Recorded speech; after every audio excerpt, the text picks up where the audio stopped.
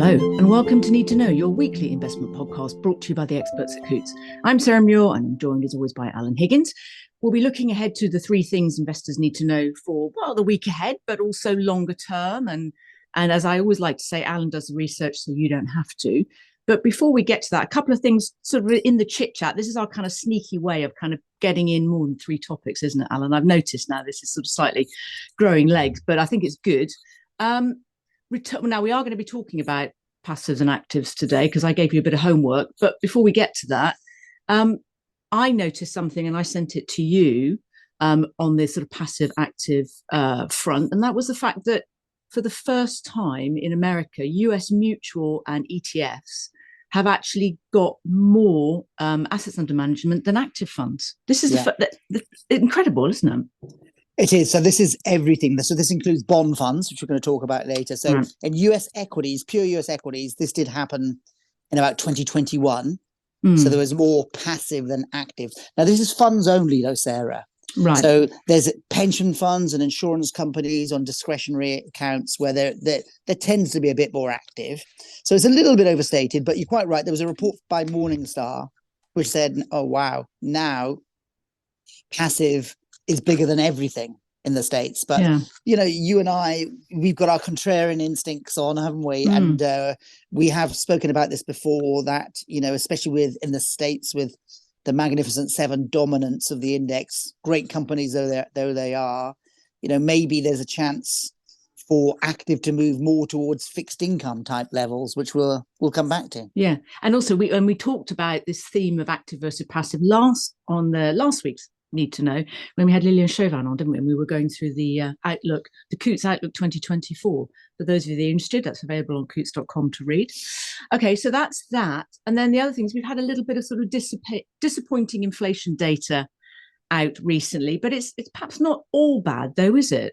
If we move away, if we step away from CPI. Now, before you answer, Alan, I should just say, because we always used to talk about the data on a weekly basis, but we've slightly stepped back from that now because we know from talking to listeners that they don't always necessarily listen to the podcast the day it comes out. I mean, why you wouldn't want to listen to it the day it comes out, I don't know. But anyway, some people might listen to it a week or two down the line. And so we don't do the weekly data so much, but it's perhaps a reflection more on a thematic level of what's happening with inflation, especially after all the excitement at the end of last year with the Fed pivot.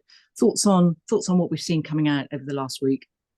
Yeah, you're right. You know, and I'm a good example. I listen to other institutions' podcasts months late, so it's the nature of the beast. But I listen to a lot in a row. So look, UK inflation slightly disappointing, and of course it's important for us here in the UK. We're focused on rates, absolutely. But for investors, it's all about the United States. And there's better news there because we talked before, didn't we, Sarah, about Fed Chairman Jay's Powell, remarkable pivot when he said basically lower rates are coming. So what's he looking at? So one thing to bear in mind, they do look at CPI like we do here in the UK, but they very much like a personal consumption deflator, it's called. Okay. Because it's meant to be a better inflation index. Okay. How is that different then to CPI? So CPI has fixed weights, basically, whereas the idea of the personal consumption deflator is the weights move with your spending. So as you're spending much more on horses, Sarah, your personal consumption indicator will have a heavy weight to horse stuff. And that's the intuition behind it. But anyway, the number there, okay, year on year, it's 3%, there or thereabouts. But the 6-month annualized, which they look at, and the core number is less than 2%, the Fed target. Wow. So, and, you know, we've spoken about inflation before, haven't we, Sarah? We've given a few theories out there on inflation. We have. We have. And we've gone all monetarist. So the decline in money supply that we're seeing in the US and the UK is a big factor. And we don't have the date because we don't plan these things so much, but we have covered inflation theories in previous podcasts. We have. No, go through. If you go to coutts.com, you can see the most recent episodes, but also if you're listening to this via Spotify or Apple or Google Podcasts or wherever you get them, just if you scroll down through the archive, you will find previous episodes where we've talked about inflation. And apologies, I'll get dates for our next episode. So it's fair to say then that based on this PCE, this personal consumption expenditure deflator, which is probably one of the most important target metrics that the Fed uses, that's basically that's looking pretty good for them, isn't it? It is over 6 months, and that's very specific, but 6 months is obviously more recent, and they're weighted more recent. Look, they will look at CPI as well, because let's face it, it's only geeks like us who look at personal consumption deflator. Most people will look at CPI. So, and look, they may well be a little more cautious about cutting rates than Jay Powell let on. They're already pushing back a bit. But, we stand by as a firm that, low inflation and rate cuts are coming. But hey, let's see. We've been wrong before. We'll be wrong again. Yeah, I did hear one last sort of point on this. I did hear an interesting theory the other day, and I think it was Larry Summers, but I can't remember.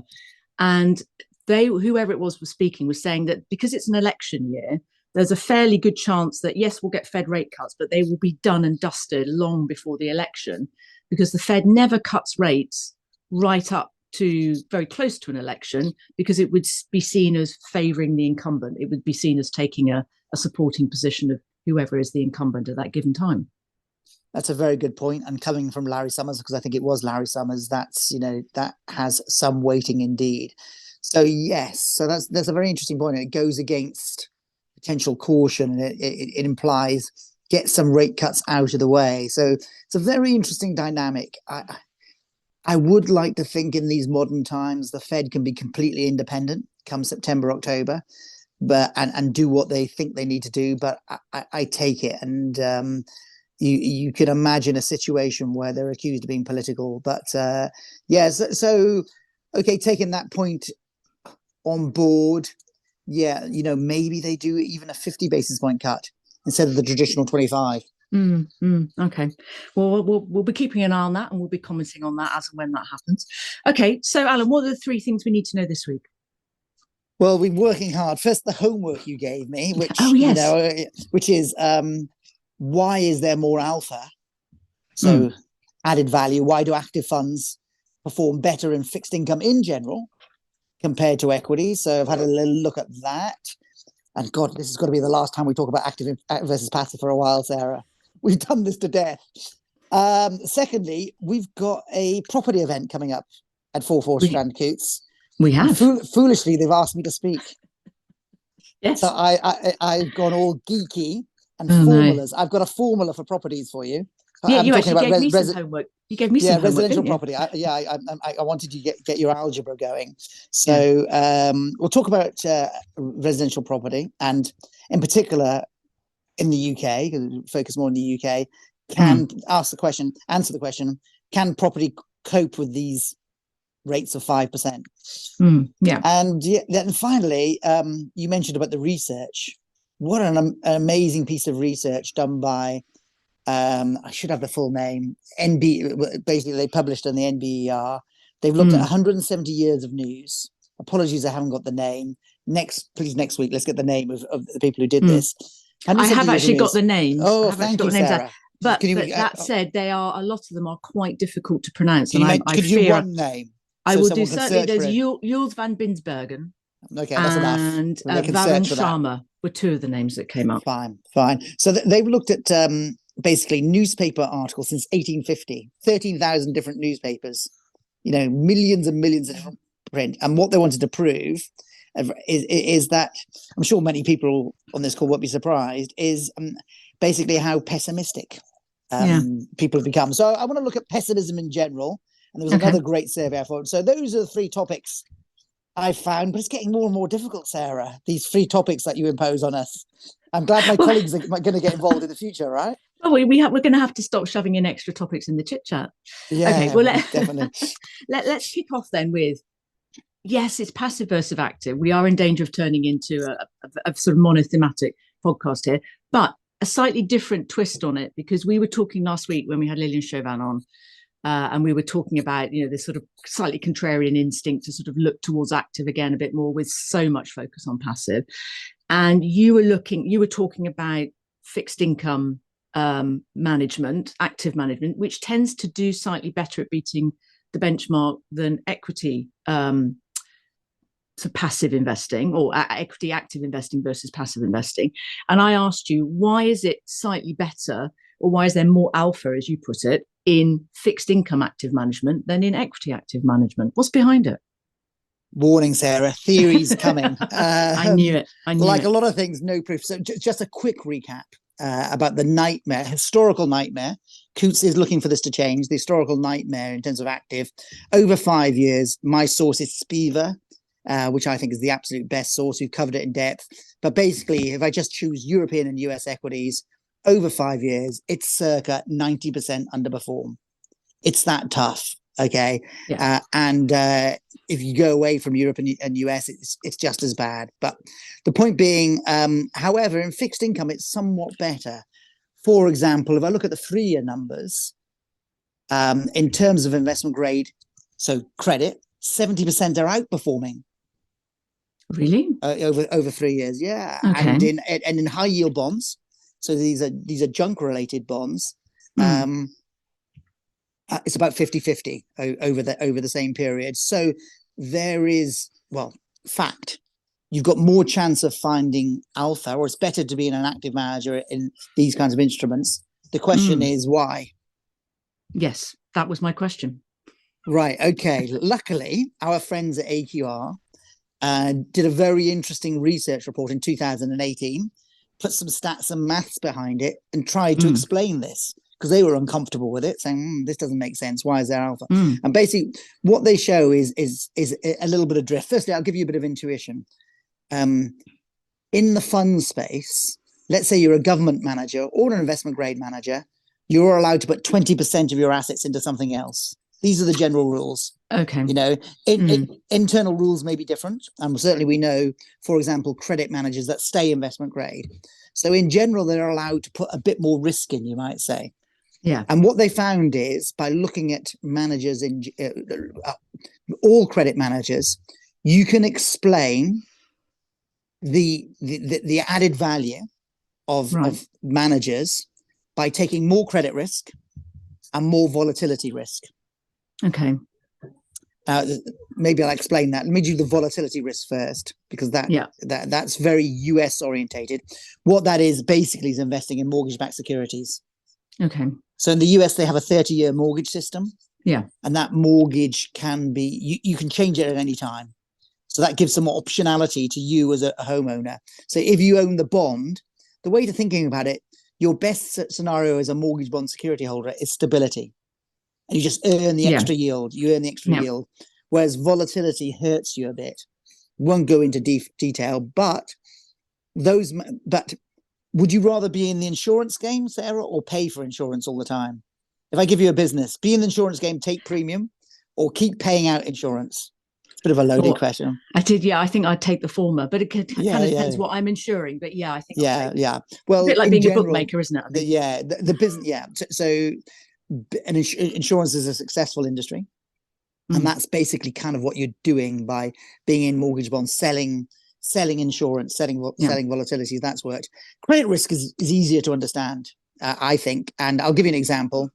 Over the last 5 years, government bonds, the US government bonds, terrible, 3% over 5 years. Credit, a bit better, 7. High yield, 20. Wow. Now, high yield, you might be thinking, but they're terrible. But I'll give you a high yield issuer that everyone knows, a junk bond issuer. Do you know that was junk until relatively recently? Tesco. Really? Yeah, Tesco was a junk That's incredible. issuer. Yeah, they got into trouble. How do you become a junk rated company? Well, that was going to be my question. Yeah. So you can become a junk rated question in 2 reasons. You have a perfectly good company and you shove loads of debt on it, or which is leverage buyout, classic, or you're a reasonable company, even a good company, and you get into a bit of trouble, as Tesco did some 5-6 years ago. Well, guess what? Those Tesco bonds, which we used to own in Coutts portfolios back in the day, from high yield onwards, they were compounding at 8-9%. Okay. And they're obviously not the worst. I mean, most people would think Tesco's are going to survive. So they proved to be very successful investments. So you can see, therefore, if you're an investment grade manager, right? So you and I have a job managing investment grade bonds. it's very tempting to put Tesco bonds and the likes in there and earn that extra alpha. And that helps to explain the why, in general, you see more alpha. And we talked about Bill Gross before, haven't we? We have, yeah. The PIMCO manager. He's known as he's a bond king, isn't he? Bond king, right? Okay, something like that. So our friends at AQR have even taken his specific alpha to the next stage and said, right, what makes Bill Gross the bond king? And actually, for him, it's not credit risk. His return is correlated. So this is how you do it. Absolutely correlated with selling volatility, owning mortgage bonds. But he took it to the next level. He actually explicitly sold options in the portfolio very successfully to be the insurance company. Bill Gross wanted to be the insurance company and very successfully did it. Yeah. So, I mean, the way I look at it is that fair? I think it is fair on both sides. I think a manager buying Tesco bonds is doing a good job and not being and yes, taking a bit more risk, but getting well compensated for it, for example. So yeah, a reason to be active in fixed income. Is it that the managers of equity funds then don't have the scope to take more risk or choose not to take more risk? Wow. Yeah, you're asking me questions which I can't answer straight away. So, in general, yes, in funds, you're restricted to be 100% invested. But there's a lot of subtlety to that question because you could load up on high beta equities, highly volatile equities potentially, to do so. But in general, there is no high yield equivalent they can put in the portfolio. I mean, I suppose what they can do in style drift, for example, one of the best markets of the last several years has been Indian equities. So you're quite permitted as a UK equity manager to add US or Indian equities. In fact, it's fairly common's pushing it, but it's common to see UK equity managers own some US and European equities as part of their 20% bucket. But it's more difficult. But it's a fair comment. I'm going to think about that a bit more. A bit more homework for you. Today. Yeah. Okay, so to summarise then, we talked last week and you did a little bit of research into why we know that equity active managers the vast majority underperform their benchmark. However, when we look at fixed income, more than half outperform their benchmark. Why is that? Well, from what you're saying, then it's because they have the opportunity or the scope to put a little bit extra risk in there to get that alpha, whether it's credit risk or volatility risk. And that's where they're able to extract that sort of extra bit of value. Okay, so that's passive. Sarah, can I just jump in? Sorry, just to go over you, because I know some bond managers will say, especially on the volatility part, our friends at PIMCO will definitely say we're not necessarily taking any more risk. Credit risk, yes. I mean, when you go into high yield bonds, even our friends at Tesco, when they were young, that is taking more risk. But yeah, volatility selling is a bit more subtle. I don't want to have enraged calls saying, Alan, you've got a fact wrong again. And my answer to that, only one fact? Because our friends at PIMCO may argue that selling volatility is not necessarily increasing the risk via mortgage bonds. Good, fair point. Thank you for correcting me. I hopefully so far today I haven't had anyone coming after me having made a mistake, but for sure I will have made mistakes. Yeah. All right, then that's passive versus active. I think probably we're going to put that subject to bed, possibly for now, but I'm sure we'll be revisiting it later on. Okay, turning now to property, and this is kind of off the back of the fact that you're going to be one of the speakers on an upcoming Coutts property event. I think you're first time you've done one of these, isn't it? No, I've done them before. I have done them before. They do drag me out. Whenever interest rates get interesting, they drag me out. And I often speak to mortgage brokers. So the team here at Coutts is very good at getting teams of mortgage brokers in, talk to them. And they've been a bit pessimistic recently. So I'm here to cheer them up. Okay, because the question was we've talked on numerous times about how equities perform in a higher interest rate environment, but how does property perform in a higher interest rate environment? So it's a great question because our colleagues at Coutts did the research, and there's research out there from JP Morgan on the equity side that we talked about rates at 8% being a real problem for equities and not 5%. And I think we said that all year, and we were proven right, weren't we, on the equity Yeah, side? absolutely. And the period we referred to, and the issue with that when you talk to clients is it leaves clients a bit cold. They say, okay, fine, that's the theory, I can't really relate to it. And then we basically said, okay, when was the last time we had pretty high rates? The 03 to 07 period. Yeah. So I know this off by heart. UK rates averaged 5.25, pretty similar to now, hit a peak of 5.75. And equities delivered, I think in sterling terms, about 80%. It depends which index you use, and sterling was strong over that period. Equities were even stronger in dollars, over 100%. I think 118% in dollars comes to mind, depending on which index you use. So yes, absolutely, there's an example. And then what about property though? How did property cope with 5% rates? And rather well. And I'm going to give you a formula for property to explain that before I give the data. And I've spoken to a fair few people involved in property, and of course they get it, but they take some convincing, some of them, because there is a formula, world exclusive. There's a formula for your house price, for my house price, for any house price, and for house prices in general. And the way you do it is this, is that you're familiar with yields, right? Yields on all assets. Well, in fact, this yield, they use it in US CPI, by the way, which is one of the issues of the use of US CPI. They take my house, they take what they think it would rent for. In the US, they call it imputed rent, what they think what they would rent for. So I use an example here. If you have a flat that rents for $3,300 a month, in London, that's £40,000 a year, and let's say it's sold for £1 million. So 40,000, £1 million, that's a yield of 4%. So yield equals 40,000 divided by 1 million. So yield equals income divided by value. Now, did you do maths A level? Can you rearrange that for me? No, I didn't. But I did do my QCF level 4, so I had to dust off my Texas calculator to do this, and it was never my strong point. But yeah, go on then. So convert it. So we've just done a formula for basically the yield. Let's do a formula for the price of a property. Yeah.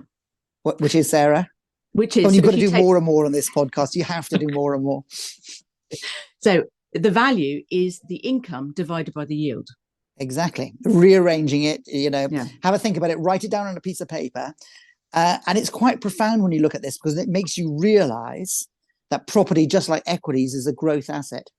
So what do I mean by that? Because there's only two ways, right, Sarah, that property in general and an individual property can go up mathematically. Can you give them to me? They are if rents go up or if yields go down. Yeah. Okay. So yield you can think of as the valuation. I'll just give one example without laboring before I go back to the 03 to 07 period. So this flat we've got rents at 40,000 a year, worth $1 million. Okay. If rents go up to 50,000 a year, that's up 25% over 5 years. Okay. Your formula, price equals income divided by yield. Okay, price equals now 50,000 divided by the same yield, 4%. So what we're saying with that 4%, the valuation hasn't changed. But guess what? That flat is now worth 1.25 million. Yes. Like magic. Okay. Like magic. And of course, there's inflation in there, which helps rents go up, etc. And of course, to really get a huge change in prices, generically or individually, you need that yield change. But we're not going to go into that now. We could go into that in future. So it's kind of neat, isn't it? And it makes you realize that why property prices go up in the longer run. Because why should they? Because they're a growth asset. But that's a sort of very sort of clear, logical, mathematical formula. But property prices go up, the market value of a property goes up because an area is desirable as well, though, doesn't it? So that's emotion, though, isn't it? That's not. No, I can put that down to maths. Okay. So you give me an area you like, that would you think has become up and coming? Either in London or the country. Put me on the spot. I was going to say Belgravia, but that's not really up and coming. No.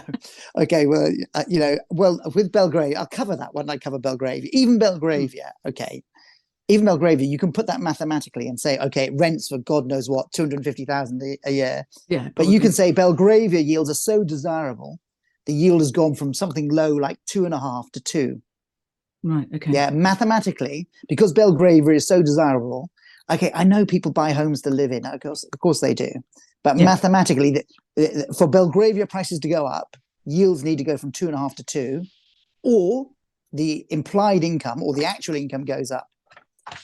But we could do this all day. But let's redo property again, because we this is the first time we've covered it, isn't it? On Need to Know. It is. Well, actually, I think Monique did talk about it briefly when she was guesting when you were off on holiday.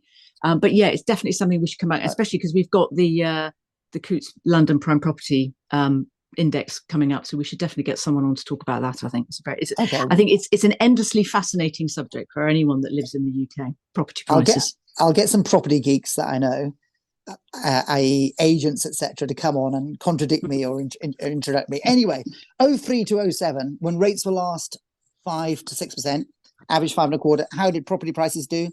Up 40%. Property is a growth asset.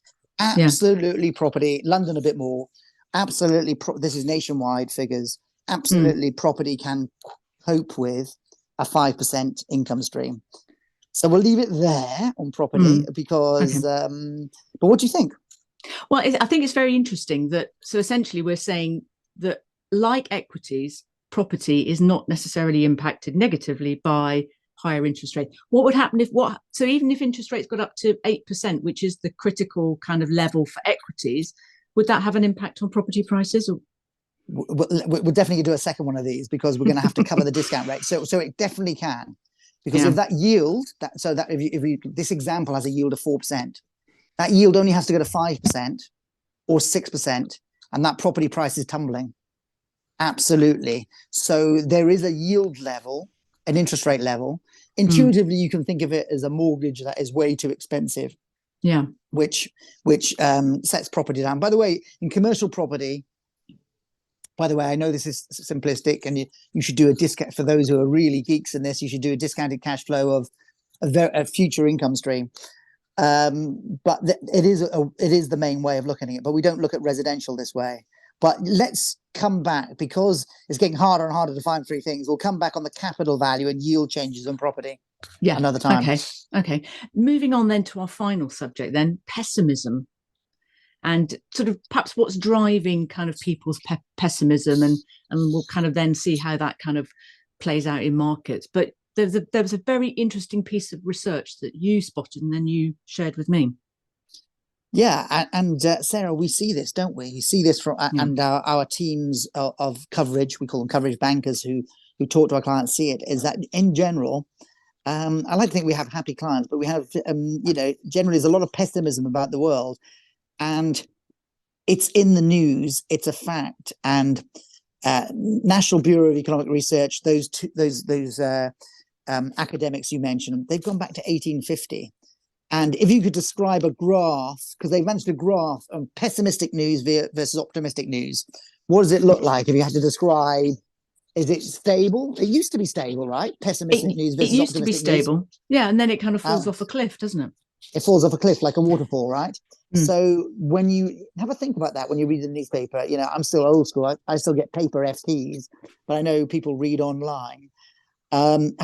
It's incredible how pessimistic, and actually in today's FT, I haven't got it with me, it says something like this: US equities grudgingly go to an all-time high.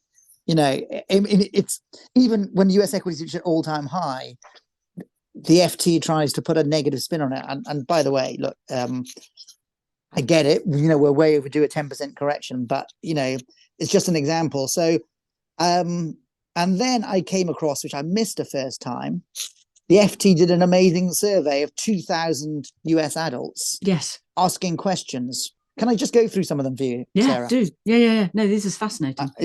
So question number one, I think this survey was done in about December, so before Christmas. Are prices rising more than wages? Most people thought that prices were rising more than wages. 90% of respondents were wrong.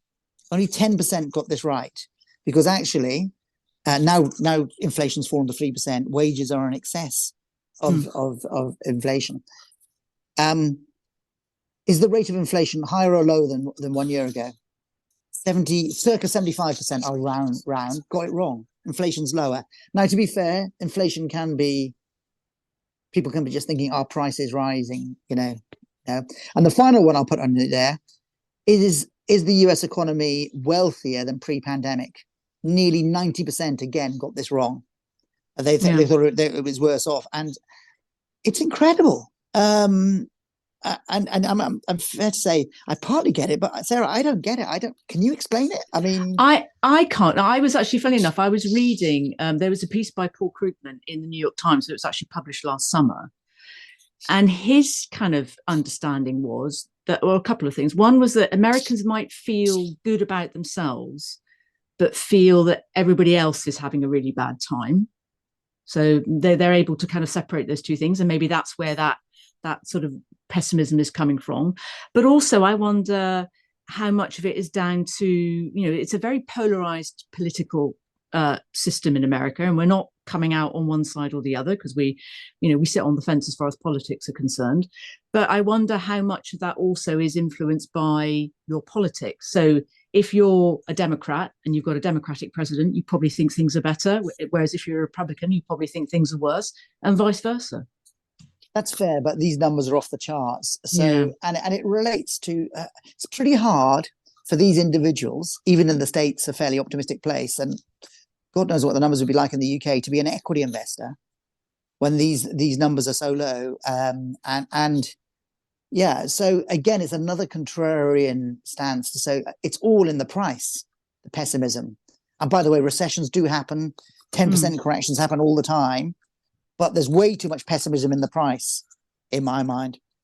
Is it fair to say that we're seeing perhaps fewer recessions than we saw in the past, let's say, 30, 40 years ago, and so people now fear them more because we have fewer of them?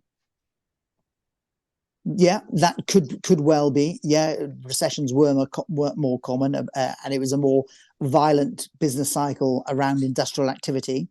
We're more service center organized, and going back to the press, we fear it, don't we? I mean, I think there's a lot going on here.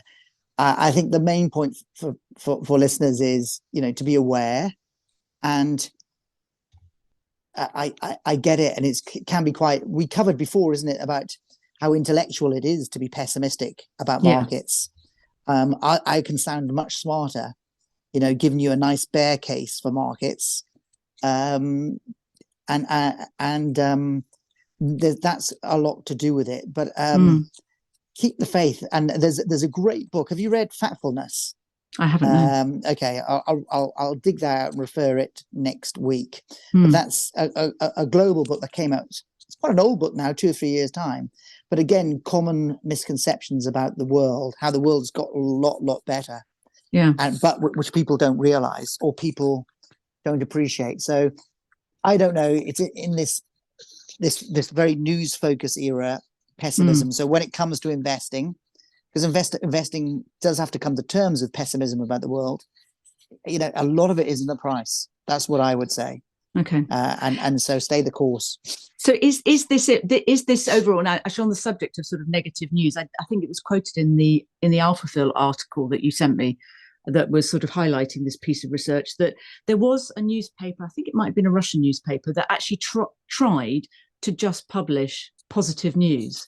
And I think their readership numbers dropped by 60% or something, because basically nobody wants to read positive news. We all kind of perhaps slightly masochistically want to read negative news. But what does that mean for markets then? All this pessimism that we're seeing? Well, again, theories. I'm afraid no one knows for sure. But I think it is the pessimism. These questions are very economic, right? That I just gave you.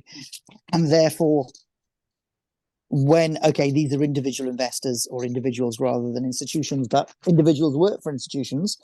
When there's so much pessimism abound, then it makes me contrarian and more positive about the future. But that's my bias.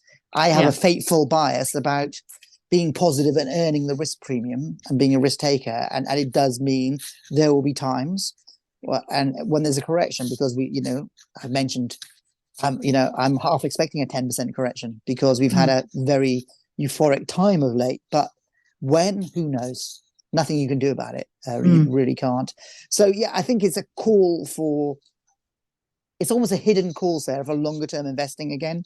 Yeah. And pessimism's in the price. It's embedded. The world is really not as bad as you think.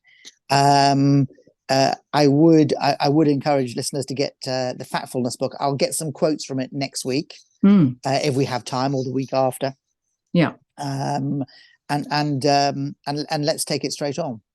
So essentially, what we're saying is, I should say, is the pessimism we're seeing in markets is a reflection of a general trend in negative news reporting, which we've seen in the last sort of couple of decades increase dramatically, and that's being reflected in the way that people see their own situation, and perhaps they're probably looking at things glass half empty rather than glass half full, and actually seeing things not in an accurate way at all. They think that their economic situation is much worse than it was, that inflation is worse than it was or higher than it was, that their employment situation is worse than it was. So I guess, are we saying then we need to take this sort of general trend of pessimism with a pinch of salt? I would say that, yeah, absolutely. Probably on that, Sarah, a 10% correction will start immediately. Exactly. But that's it. But as you say, long term, you ride through those. Okay. Yeah, all exactly. Right. Thank you very much. A reminder that the views expressed in this podcast are not intended to constitute investment advice, are accurate at the time of recording, and are subject to change. Thank you very much, Alan. We'll be back next week with Alan's homework and chit chat and all the general sort of bits and pieces we normally do. Until next week, bye for now.